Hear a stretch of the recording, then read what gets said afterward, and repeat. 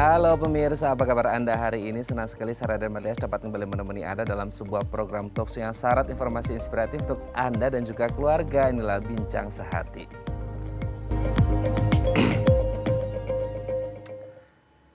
Ya pemirsa, kalau kita ngomongin tentang penyakit, salah satu penyakit yang paling mematikan dan juga membuat kita khawatir terutama untuk kaum hawa atau kaum perempuan adalah kanker payudara seperti itu ya.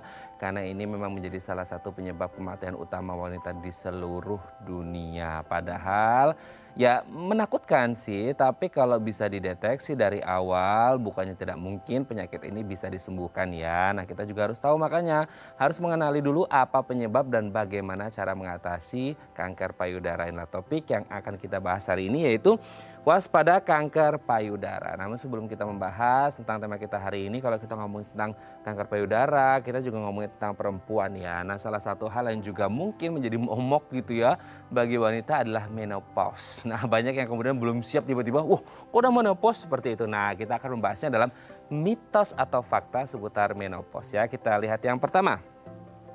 Menopause selalu terjadi pada usia kepala 5. Sering banget ya kita berpikir bahwa gini, menopause itu hanya terjadi pada wanita-wanita yang sudah lanjut gitu ya. Atau ya early 50 lah gitu. Di usia-usia mulai kepala 5, 50 awal itu kita sebagai perempuan udah harus waspada.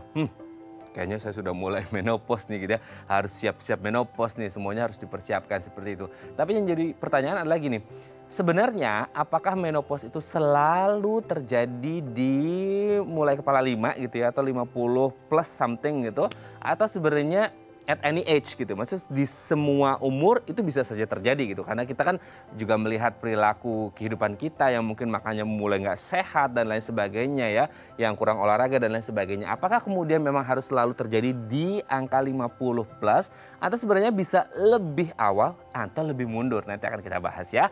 Oke, kita lanjut poin yang kedua.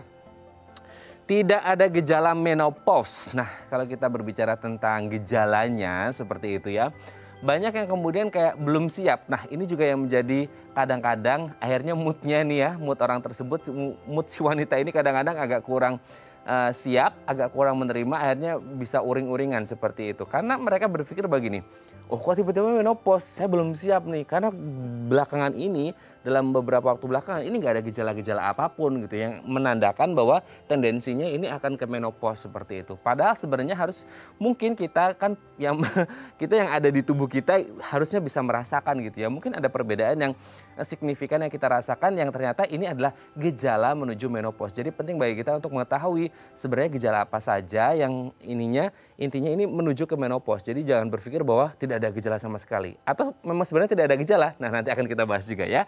Oke, lanjut poin yang selanjutnya.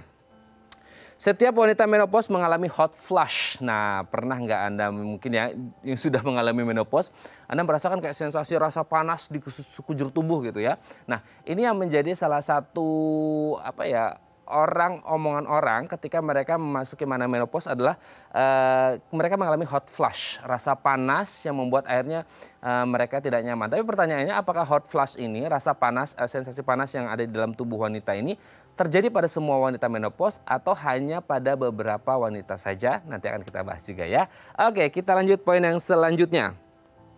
Menopause membuat Anda gemuk. Nah, kalau kita ngomongin menopause, biasanya kalau kita baca-baca artikel atau biasa orang selenting-selenting gitu ya, biasanya kalau orang memasuki atau wanita memasuki masa menopause, ini metaboliknya juga nggak begitu lancar. Nah, akhirnya apa dampaknya? Adalah tubuh yang semakin menggelembung seperti itu ya, atau semakin gemuk semakin berisi seperti itu. Tapi pertanyaannya gini, apakah memang semua orang atau wanita yang masuk ke menopause ini metaboliknya selalu akan terganggu sehingga akhirnya berdampak pada berat badannya mereka yang bisa jadi overweight? Nah nanti akan kita bahas juga ya. Oke, kita lihat yang terakhir.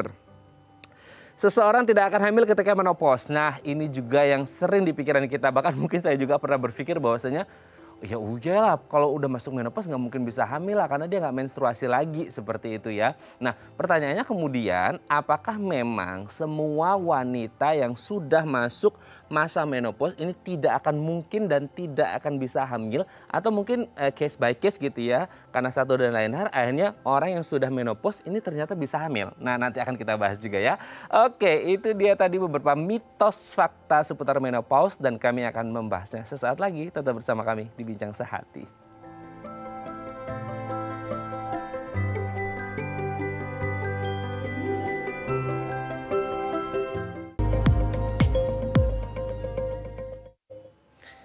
Baik, Anda masih bersama kami di Bincang Sehati. Tadi di segmen sebelumnya kita sudah membahas mitos fakta seputar menopause. Nah ini ilmu yang sangat penting bagi Anda wanita-wanita yang sudah khawatir nih, aduh aku udah usia kepala 4, aku usia kepala 5. Nah kita akan membahas seputar menopause gitu ya. Nah untuk membahasnya telah tersambung bersama kami di sambungan Zoom dengan Dr. Kencana Sinta SPOG, spesialis obstetri dan ginekologi dari Rumah Sakit Metropolitan Medical Center atau RSMMC ya. Kita sapa terlebih dahulu. Assalamualaikum, selamat pagi Dr. Sinta, apa kabar? Waalaikumsalam, alhamdulillah baik. Apa kabar Mas Raden? Sehat? Alhamdulillah baik dan sehat juga. Semoga kita sehat-sehat terus ya dok ya. Gitu ya, semoga Amin, sehat amin, dan amin, pandemi amin. segera usai. Ini senang banget nih katanya Jakarta Amin. udah mulai keluar dari zona merah dok. Amin, amin. Alhamdulillah, Oke, tapi semoga tetap terus harus begitu waspada ya ya dok Mas ya dan ya. prokes. Oke, dok hari ini kita akan membahas beberapa mitos fakta seputar menopause. Ini ilmu yang sangat penting nih Oke. dok kalau kita ngomongin tentang ilmu keperempuanan gitu ya. Yes. Supaya menjadi edukasi Hanya gitu ya. Oke. Oke dok, yang pertama adalah ini mitos atau fakta dok. Kalau menopause itu selalu terjadi di usia-usia mulai kepala 5 dok. Oke, begini. Sebenarnya disebut menopause itu kalau sudah tidak haid selama 1 tahun ya. Jadi 1 tahun, bukan kalau misalnya 3 bulan terus udah menopause tidak. Tapi kalau udah 1 tahun berturut-turut kita tidak haid itu namanya menopause. Dan mostly itu terjadi pada usia 51 tahun. Dan itu juga tapi tidak semuanya usia 51 tahun. Kadang bisa terjadi lebih muda. Misalnya usia 40 atau 45 biasanya kalau pernah operasi histerektomi, pengangkatan rahim, pengangkatan indung telur, terus misalnya ada kemoterapi, itu bisa terjadi di usia kurang dari 50. Dan menopause ini juga terjadinya tidak tiba-tiba, tapi biasanya ada yang disebut sebagai perimenopause, itu 5-10 tahun sebelumnya. Gejala awalnya tuh biasanya adalah haidnya yang tidak teratur, jadi bisa lebih lama, bisa lebih cepat, lebih sedikit, lebih jarang, begitu.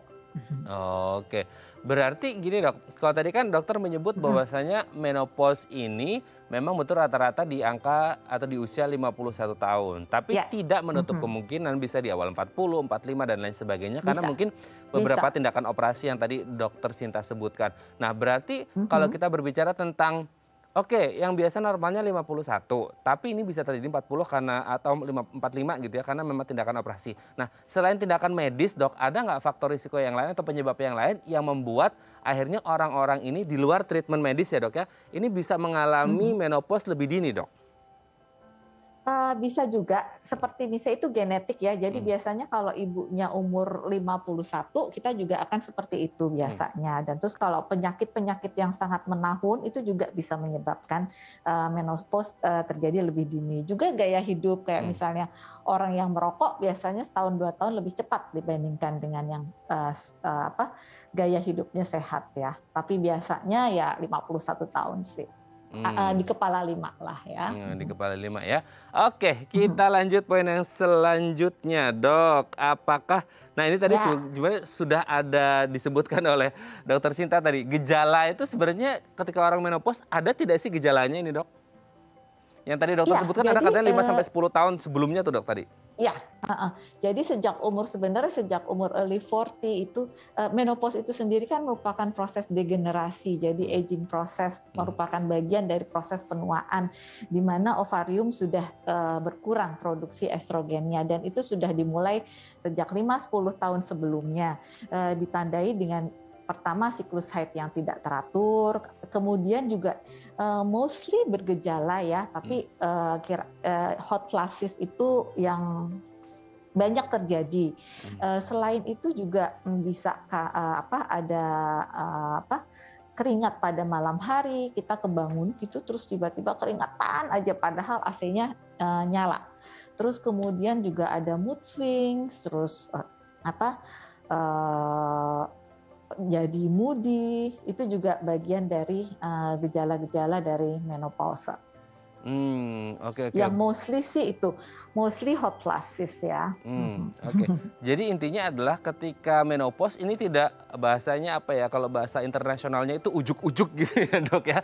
Tidak langsung tiba-tiba gitu ya. Tidak tiba-tiba datang tapi prosesnya bisa 5-10 tahun seperti itu.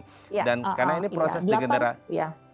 Bagaimana? Ya, sebagian besar mostly bergejala ya 80%, tapi ada juga sekitar 17% gejalanya hanya ringan dan ada 3% yang juga tidak bergejala. Jadi juga tergantung bagaimana cara kita hidup, bagaimana lifestyle-nya, seperti itu. Jadi pentingnya hidup sehat ya di sini untuk mempersiapkan menopause. Kalau misalnya kita udah tahu oh ini loh menopause ini yang akan terjadi, kita akan lebih lebih siap menjalaninya gitu loh.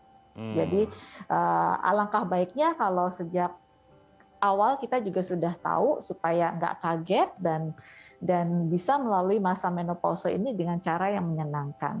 Oke, berarti kalau bagi-bagiannya 80, 17, 3, 80 itu bergejala, 17 ringan, dan 3 tidak bergejala sama sekali, berarti lebih banyak bergejala dan itu harus menjadi ciri-cirinya harus kita ketahui ya dok ya, supaya kita tahu bahwa kita harus siap untuk menopause seperti itu. Nah tadi juga dokter sempat menyebutkan salah satu gejalanya adalah hot flush. Hot flush ini menjadi gejala yang paling umum terjadi pada wanita jelang menopause atau pada kasus-kasus tertentu dengan orang-orang dengan riwayat tertentu, dokter Sinta? Iya, hot flashes ini merupakan gejala yang paling sering terjadi pada menopause ya. Jadi ada semburan panas di wajah gitu loh. Dan terus kalau malam hari biasanya night sweat. Jadi kita kebangun kepanasan padahal AC-nya sudah kencang sekali. Dan ada beberapa hal yang kita bisa sikapi. Jadi kalau untuk mengurangi gejala hot flashes ini sebaiknya kita mengurangi kopi. Kemudian alkohol sebaiknya juga jangan. Terus makanan yang pedas, spicy food juga sebaiknya dihindari. Itu akan banyak mengurangi gejala hot flashes. Juga olahraga, juga makanan yang sehat sebaiknya dilakukan ya. Sama meditasi itu juga sangat membantu untuk mengurangi gejala-gejalanya.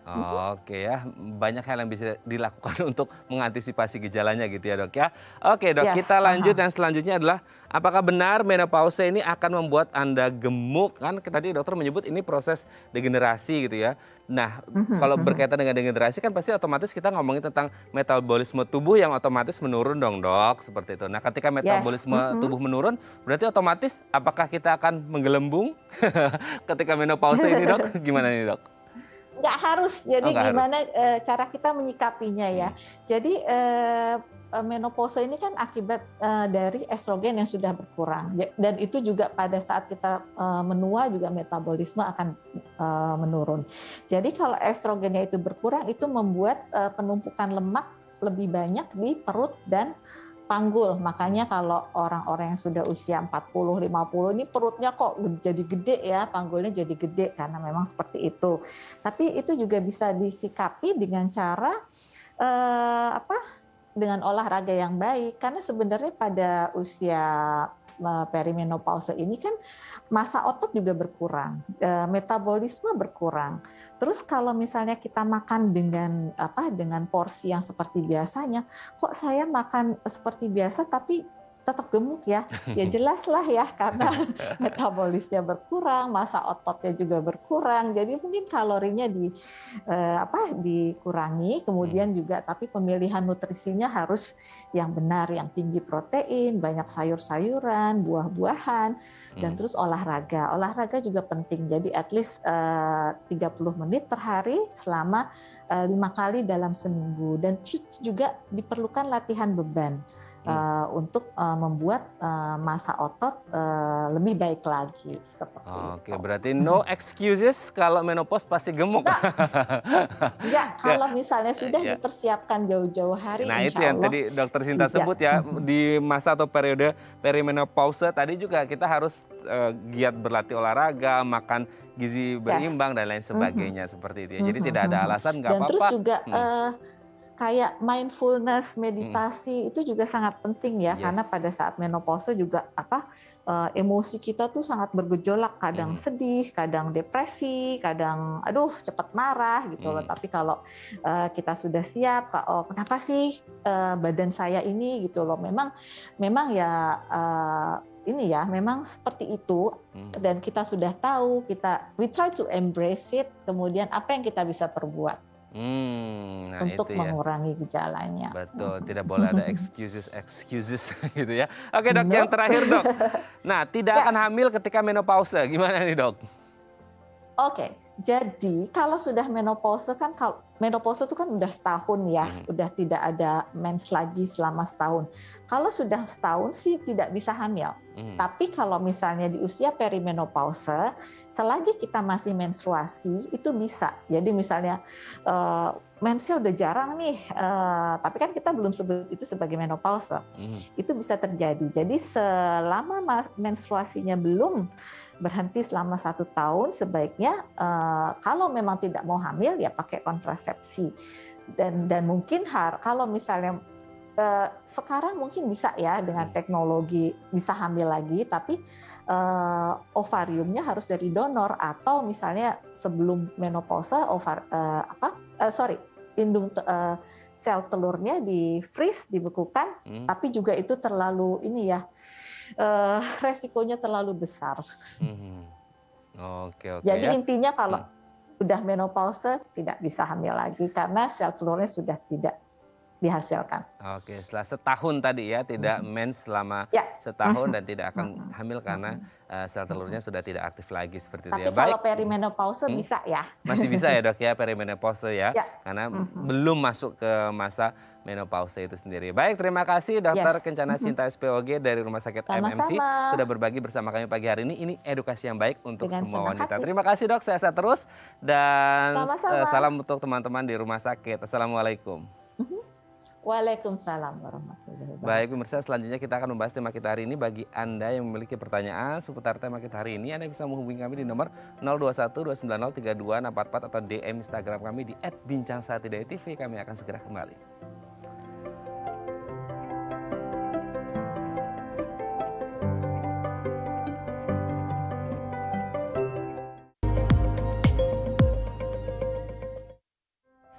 Baik, Anda masih bersama kami di Bincang Sehati dan kita masih membahas tema kita hari ini, waspada kanker payudara. Bagi Anda yang memiliki pertanyaan seputar tema kita hari ini, Anda bisa menghubungi kami di nomor 0212903244 atau DM Instagram kami di @bincangsehatidayatv.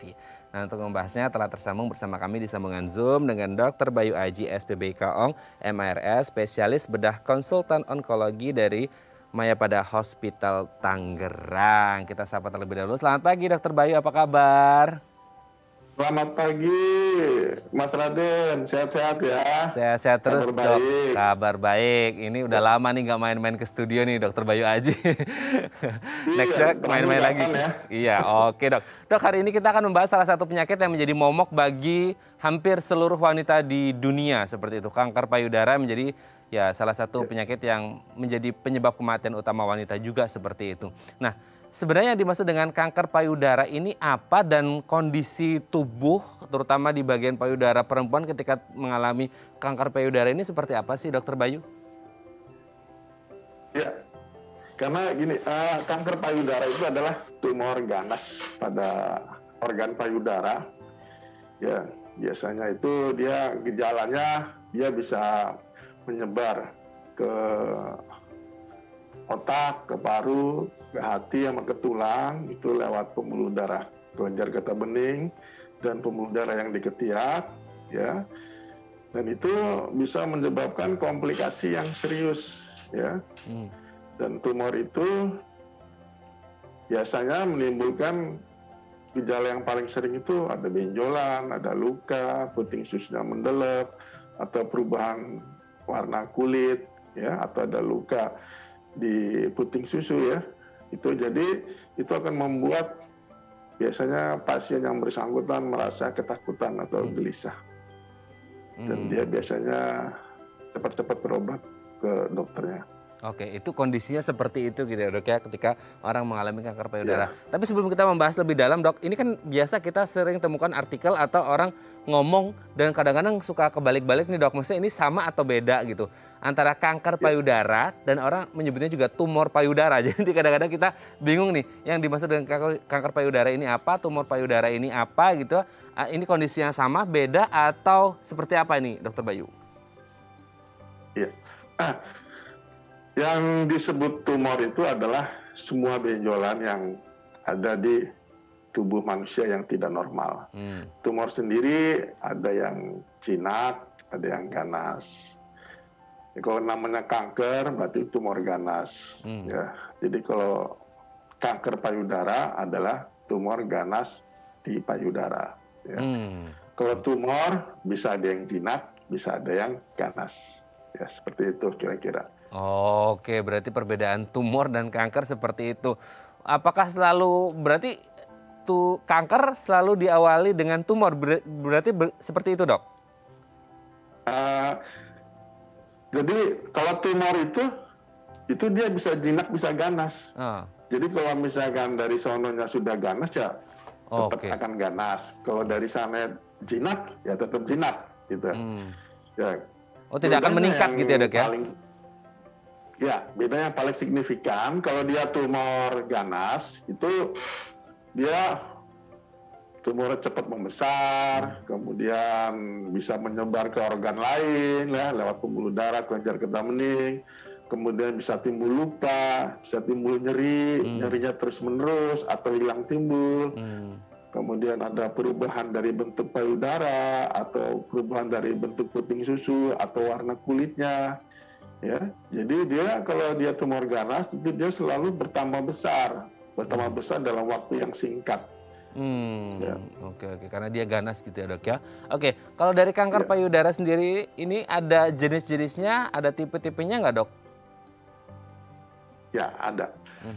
Jadi kanker payudara itu dibagi dalam beberapa golongan besar, yaitu yang kanker payudara yang infiltratif, non-infiltratif, musinosum, dan golongan yang karsinoma piloides. Ya, infiltratif artinya dia menyebar lebih dalam, lebih cepat ya ke organ lain. Ya, itu.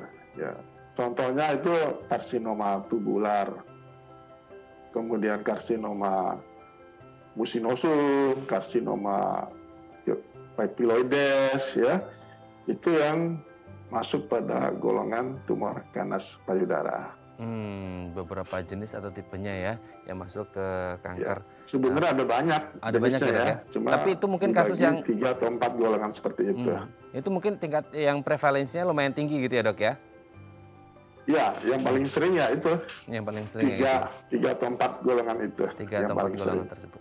Oke dok. Nah kalau dari range usia dok, maksudnya ada nggak wanita dengan range usia tertentu yang mereka ini rentan mengalami kanker payudara dok?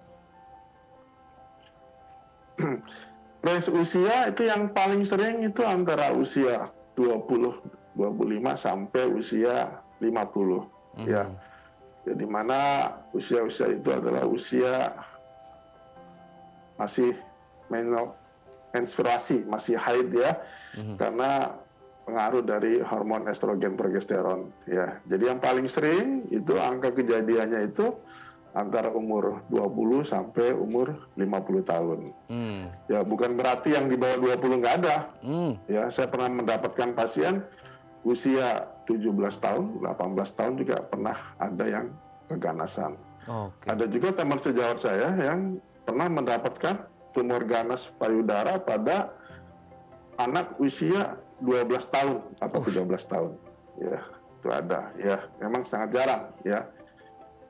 Tapi yang paling sering itu range usianya itu antara umur 20 sampai umur 50 tahun yang paling banyak. Oke, prevalensinya lumayan banyak di angka 20 sampai 50 tahun. Tapi ada beberapa case juga yang tadi Dokter Bayu dan teman sejawat juga temukan bahkan di usia under 20 malahan ya seperti itu. Bahkan di usia 12 tahun itu wow, itu sangat luar biasa, masih anak kecil tapi sudah mengalami kanker payudara. Mungkin yang menjadi pertanyaan adalah faktor risiko kenapa akhirnya ada kasus-kasus tersebut gitu dok? Atau mungkin secara umumnya juga orang mengalami kanker payudara, faktor risikonya apa saja sih dok yang akhirnya membuat orang-orang ini akhirnya mengalami kanker payudara? Apakah karena mungkin penyakit penyerta atau genetik juga atau gaya hidup, pola hidup atau apa dok?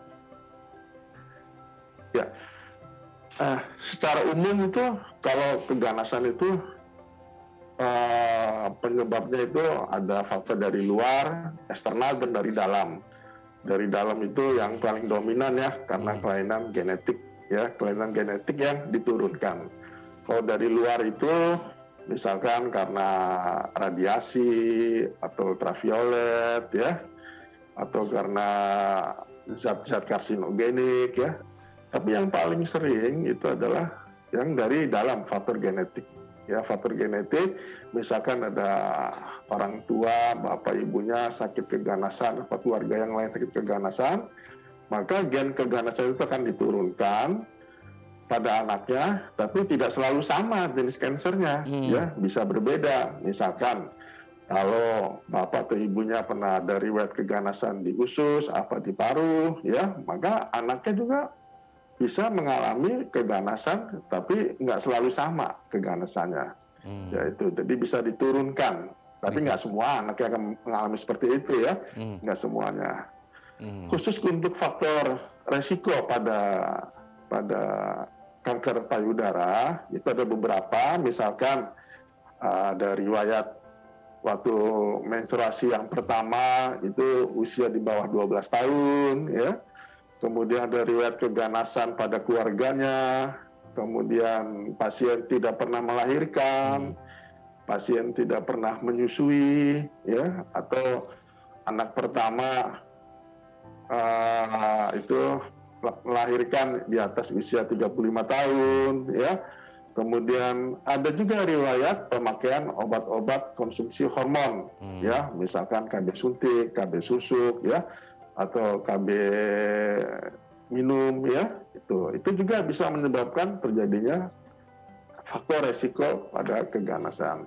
Atau yang paling sering juga ada misalkan ada riwayat tumor di alat reproduksi, misalkan pada indung telur, tumor pada rahim, ya kan, atau pada tumor payudara. Ada riwayat operasi pada tumor payudara. Itu juga beresiko untuk terjadinya keganasan.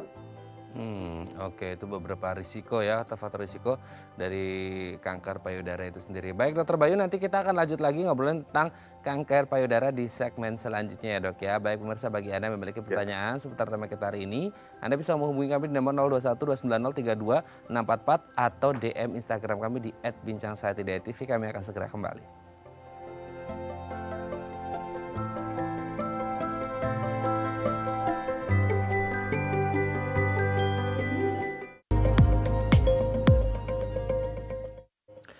Baik, Anda masih bersama kami di Bincang Sehati dan kita masih membahas tema kita hari ini, waspada kanker payudara. Bagi Anda yang memiliki pertanyaan seputar tema kita hari ini, Anda bisa menghubungi kami di nomor 0212903244 atau DM Instagram kami di @bincangsahatidayatv. Kita masih bersama dengan Dr. Bayu Aji, SPBK ONG MARS, spesialis bedah konsultan onkologi dari Mayapada Hospital Tangerang. Dokter Bayu, kita lanjut lagi ya dok ya. Dok, ini sebelum lanjut aku mau tanya dulu dong dok. Ini rasa penasaran nih dok. Maksudnya kan aku juga kadang-kadang pernah ada artikel atau yang ngomongin kan kanker payudara itu hanya terjadi pada wanita. Tapi pertanyaannya bisa nggak sih dok terjadi pada laki-laki? Kan sama-sama kita punya payudara tapi mungkin beda bentuk seperti itu dok.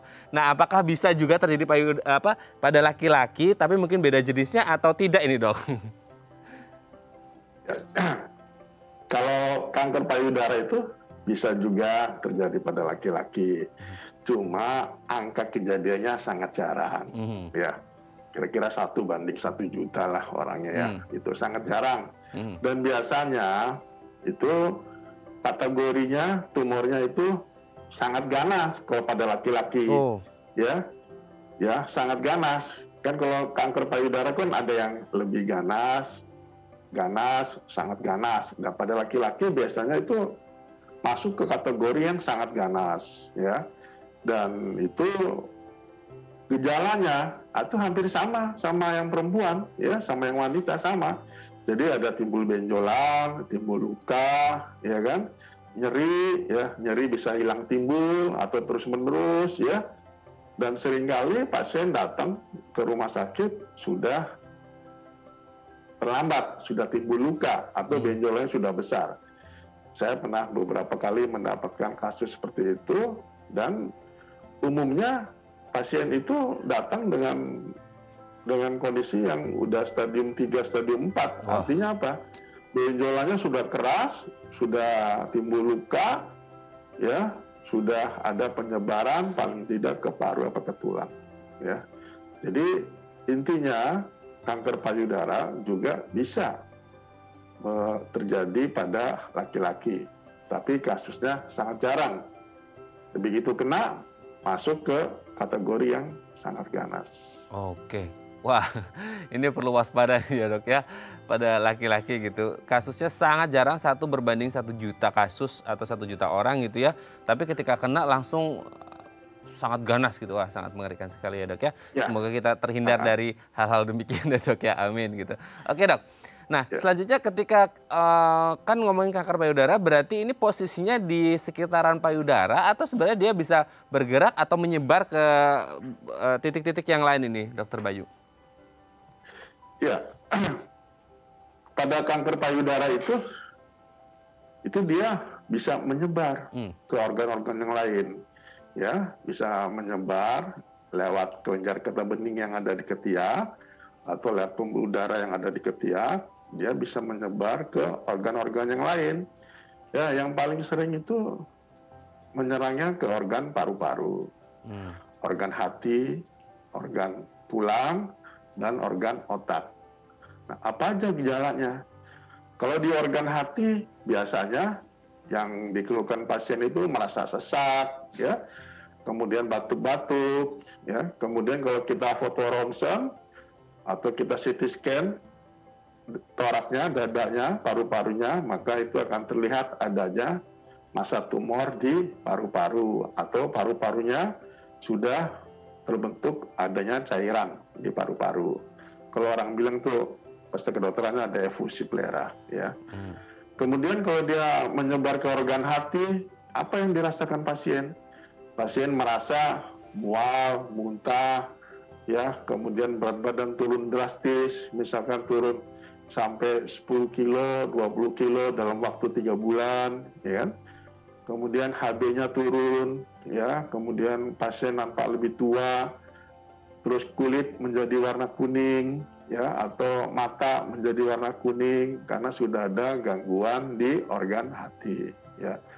Kemudian gimana cara kita deteksinya? Deteksinya itu kalau di organ hati kita biasa lakukan dengan USG perut atau USG abdomen atau dengan melakukan CT scan abdomen, ya, yang lebih jelas. Dengan pemeriksaan itu maka kita bisa melihat adanya nodul-nodul di organ hati, ya, selain juga pemeriksaan laboratorium darah, misalkan fungsi hati, SGOT, SGPT-nya meningkat, atau cek darah perifer, itu nanti didapatkan HB-nya turun, ya, HB-nya turun. Kalau orang awam bilang tuh anemia. Kemudian kalau ke organ tulang, apa yang dirasakan pasien? Ke organ tulang itu pasien merasa nyeri di tulang belakang atau merasa tidak bisa digerakkan kaki atau tidak bisa duduk, nggak bisa jalan, ya, sehingga biasanya kita lakukan pemeriksaan dengan bone scan atau CT scan tulang, ya. Nanti dari sana kelihatan adanya lesi-lesi atau anas sebar di organ tulang. Nah, kalau yang ke otak, bagaimana yang dirasakan pasien? Kalau kanker payudara sudah menyebar ke otak, maka yang dirasakan pasien itu merasa nyeri hebat di kepala. Kemudian dia muntah, tiba-tiba ada gangguan kesadaran atau pingsan, ya. Biasanya pada gangguan di kepala, kita lakukan CT scan kepala. Pada CT scan kepala nanti akan terlihat adanya massa tumor di otak, di kepala, ya. Sehingga kita bisa tahu bahwa ini kanker payudara sudah ada penyebaran di otak. Ya, kira-kira seperti itu, Mas. Oke. Ya. Ternyata bisa menyebar ke banyak titik atau banyak organ dalam tubuh kita ya, Dok. Ini sangat mengerikan sekali. Berarti memang deteksi dini ini menjadi sangat penting untuk mengetahui apakah seseorang ini mengalami kanker payudara atau tidak. Nanti kita akan bahas tentang bagaimana cara mendeteksi dininya dan pertanyaannya bisa atau tidak gitu ya, Dok ya. Sebelumnya kita akan membacakan DM dulu dari pemirsa Bincang Sehati, Dok. Ini dari @safitri_andari, Dok. Dok, saya pernah operasi tumor payudara tahun 2016 dan sampai sekarang saya tidak melakukan check up ke dokter bedah manapun. Pertanyaan saya, apakah kemungkinan tumor payudara tersebut bisa muncul lagi? Nah, oke. Bagaimana ini, Dokter Bayu? Ya, terima kasih pada Ibu Safitri. Pertanyaannya bagus banget nih, Ibu Safitri, ya. Bahwa ini Ibu Safitri ini pernah operasi tumor payudara ya tahun 2016 ya, mudah-mudahan ini hasilnya jinak ya, karena ini nggak disebutin tumornya jinak atau ganas, hasil patologi anatominya. Dan pertanyaannya, apakah kemungkinan tumor payudara tersebut bisa muncul lagi? Ya, jadi tumor payudara itu bisa saja muncul lagi ya, selama Ibu Safitri masih menstruasi ya. Ya, masih menstruasi, artinya masih dipengaruhi oleh hormon estrogen dan progesteron. Dan kalau misalkan dia tumornya tumor ganas, malah bisa tumbuh lagi. Tumbuh laginya tidak selalu ada di organ payudara. Bisa aja nanti tumbuh tiba-tiba muncul di paru-paru, atau muncul di otak, atau muncul di organ hati, atau muncul di organ tulang ya.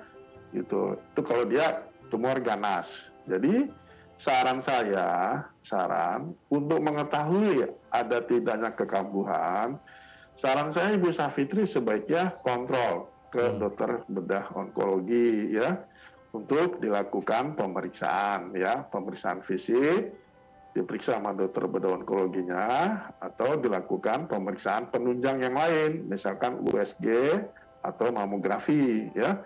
Kalau Ibu Safitri usianya masih di bawah 35 tahun, biasanya hanya dilakukan pemeriksaan USG saja. Tapi kalau usianya sudah di atas 35 atau 40 tahun, kita bisa lakukan kombinasi USG payudara dan mamografi. Dari sana nanti bisa kelihatan Ibu Safitri bahwa ini ada kekambuhan atau tidak. Ya, jadi nanti gambaran dari tumor dari payudaranya itu bisa kelihatan jelas, ada tidaknya massa tumor, ada tidaknya perubahan bentuk payudara, ada tidaknya hiperkalsifikasi atau hipervaskularisasi. Nanti dari USG dan mamografi itu kita bisa kelihatan lebih jelas. Karena dengan pemeriksaan USG payudara, kita bisa mendeteksi adanya keganasan itu sampai angka 85%. Oke. Mas Raden. Sampai 85%, Ibu Safitri ya. Dan dengan pemeriksaan mamografi juga kita bisa mendeteksi adanya keganasan pada payudara sampai angka 85%. Sedangkan kalau kombinasi dari USG payudara dan mamografi lebih detail lagi, bisa mendeteksi adanya keganasan sampai angka 95 sampai 98%. Wow. Jadi dengan pemeriksaan sederhana kita bisa melihat adanya suatu kekambuhan atau keganasan pada payudara. Oke, berarti kalau perpaduan USG dan mamografi tadi bisa sampai 98% ya, Dok. Sangat akurat sekali ya. Makanya harus tetap konsultasi dan juga cek sama spesialis onkologi gitu ya, Dok ya, untuk mengetahui bisa atau tidaknya gitu ya. Oke, Dok. Terima kasih ini untuk Ibu Safitri ya. Kita lanjut lagi. Dok, ini kan berarti kalau ngomong pemeriksaan nih, aku jadi teringat dengan deteksi dini, Dok. Sebenarnya bisa nggak sih deteksi dini kan kebanyakan kasus mungkin masuk rumah sakit udah stadium 3 atau 4 di mana kayak ya angka harapan hidupnya sangat tipis gitu. Sebenarnya di awal ini bisa, Dok, dideteksi dini. Ya, sangat bisa ya. Kasus-kasus yang datang ke rumah sakit ya umumnya itu datang sudah stadium 3, stadium 4. Ya, yang datang pada stadium dini itu sangat sedikit. Itu sekitar angkanya 30%. Ya, 30% datang dengan stadium dini, tapi 70% kurang lebih itu datang dengan stadium lanjut, sudah stadium 3, stadium 4. Artinya apa? Sudah parah ya, datangnya di stadium 3, stadium 4. Nah, makanya disinilah pentingnya untuk dilakukan deteksi dini. Ya, pada deteksi dini itu sebaiknya dilakukan pada wanita usia di atas 15 sampai 17 tahun, ya kan, dilakukan setiap sebulan sekali. Ya, paling tidak itu kira-kira 1 minggu setelah selesai menstruasi. Ya, jadi setelah 1 minggu setelah selesai menstruasi itu pasien bisa melakukan deteksi dini dengan cara bercermin di kaca, ya, habis mandi, ya, kemudian dibuka baju mabraknya, kemudian dilihat ya payudaranya kanan kiri, ya. Apa yang mau kita cari kelainan-kelainan pada deteksi dini, ya? Kelainan yang sering timbul pada tumor payudara, yang paling sering itu adalah timbulnya benjolan di payudara. 80% pasien datang dengan keluhan adanya benjolan di payudara, ya. Apakah benjolan di payudara, apakah benjolan di ketiak, ya. Kemudian yang kedua itu adalah adanya puting susu yang mendelep, ya, atau retraksi puting susu, ya. Jadi puting susu antara kanan kirinya nggak sama, ya. Yang sakit itu adalah puting susu yang mendelep, retraksi puting, ya. Kemudian yang kedua, ya, kalau puting susunya dipencet, maka dia akan keluar cairan, ya. Cairannya bisa cairan warna bening, atau cairan warna merah, atau warna kuning seperti nanah gitu, ya. Itu yang kelainan yang di payudara. Terus apalagi? Biasanya ada timbul luka, luka di puting susu atau di payudara, ya, seperti luka lecet atau luka seperti borok, ya. Itu kelainan yang ada di payudara. Apalagi kelainan yang lain, itu kulitnya itu berubah seperti kulit jeruk, ya, pure orange, ya. Jadi permukaan kulit payudaranya itu nggak sama kanan kiri. Yang sakit itu adalah permukaan kulitnya seperti kulit jeruk, pure orange, ya. Kemudian berikutnya kelainan yang sering dikeluhkan adalah perubahan bentuk dari payudara. Jadi payudara yang kanan kiri nggak sama. Biasanya payudara yang sebelah kanan, yang sakit itu pada saat diangkat tangannya diangkat begini, maka payudara yang sisi yang sakit itu lebih rendah, ya, dibandingkan sisi yang sehat.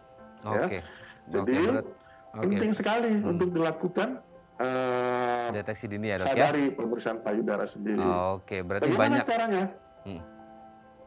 Ya. Jadi caranya yang pertama itu kita Dokter Bayu Aji, kita tahan terlebih dahulu, nanti kita akan bahas setelah break, ya, Dok, ya. Kita harus break terlebih dahulu. Baik pemirsa, tetap bersama kami di Bincang Sehati.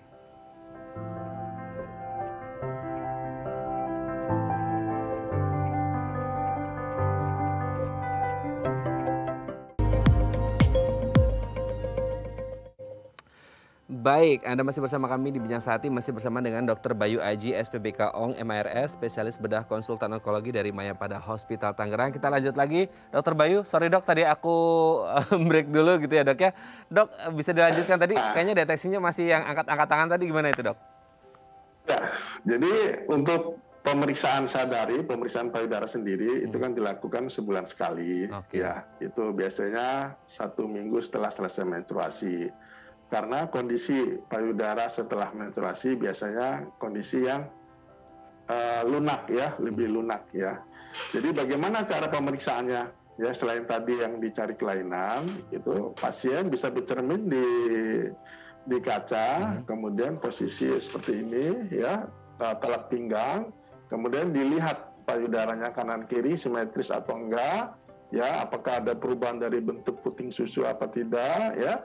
Kemudian kedua tangan juga diangkat, ya, dilihat bahwa payudaranya kanan kiri simetris atau enggak, ya, ada perubahan bentuk apa enggak.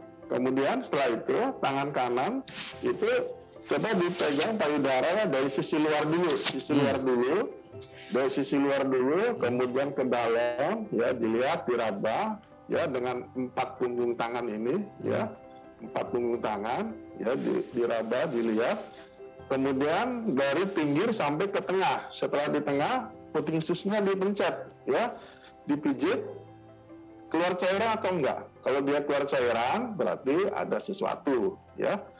Kemudian lakukan hal yang sama pada payudara yang sebelah kiri, ya dilihat, ya kira-kira seperti itu. Itu kalau posisinya berdiri. Kalau posisinya tiduran, ya pasien bisa berbaring, rebahan, kemudian punggungnya diganjel sama bantal, sehingga payudaranya lebih menonjol. Kemudian lakukan pemeriksaan yang sama, ya diraba dengan tangan, ya dengan 4 tangan, telapak tangan, ya dari sisi luar sampai sisi ke dalam. Jangan lupa ketika juga diraba ada tidak benjolan. Kemudian selesai itu baru dipencet itunya, puting susunya, apakah keluar cairan atau tidak. Ya, kira-kira seperti itu pemeriksaan sederhana, dan itu sangat membantu untuk deteksi dini kanker payudara. Ya, bisa dilakukan sama setiap orang, ya. Jadi tidak sulit dan rutin dilakukan setelah menstruasi. Oke, berarti memang harus setelah menstruasi itu ya, Dok ya? Iya, karena setelah menstruasi biasanya payudaranya lebih lunak, lebih lembek, ya. Ya, jadi pemeriksaan itu bisa lebih akurat, lebih detail. Oke, ini sangat detail sekali ya. Nah, nanti baru kemudian ketika ada hal-hal yang mungkin menjadi kekhawatiran, mungkin ada benjolan atau apa, segera harus konsultasi ke dokter spesialis onkologi untuk mengetahui gitu ya, Dok ya, apa yang harus dilakukan, karena tidak bisa self diagnosis ini tumor atau kanker payudara atau tidak gitu ya. Tetap harus konsultasi ke dokter untuk mengetahui treatment apa yang harus dilakukan, apakah tindakan medis yang pas atau sesuai seperti apa gitu ya. Baik, terima kasih Dr. Bayu Aji SPBK Onc MRS, spesialis bedah konsultan onkologi dari Mayapada Hospital Tangerang. Sebenarnya banyak yang harus kita tanyakan ke Dr. Bayu, tapi waktu juga yang membatasi kita. Dok, terima kasih sudah berbagi bersama kami pagi hari ini. Ini menjadi informasi yang sangat penting untuk kita semuanya, terutama untuk kaum wanita. Sehat terus Dr. Bayu. Salam untuk keluarga di rumah dan teman-teman di Mayapada Hospital Tangerang. Selamat pagi Dr. Bayu Aji. Terima kasih. Sehat-sehat semuanya. Terima kasih kembali Dr. Bayu. Baik pemirsa, bagi Anda yang memiliki kritik dan saran, Anda bisa menghubungi kami di nomor 0889 8100 5000 atau Anda bisa follow media sosial kami di @bincangsehat_tv dan tetap disiplin prokes 6M. Saya Raden Marlias pamit, sampai jumpa dan selamat beraktivitas.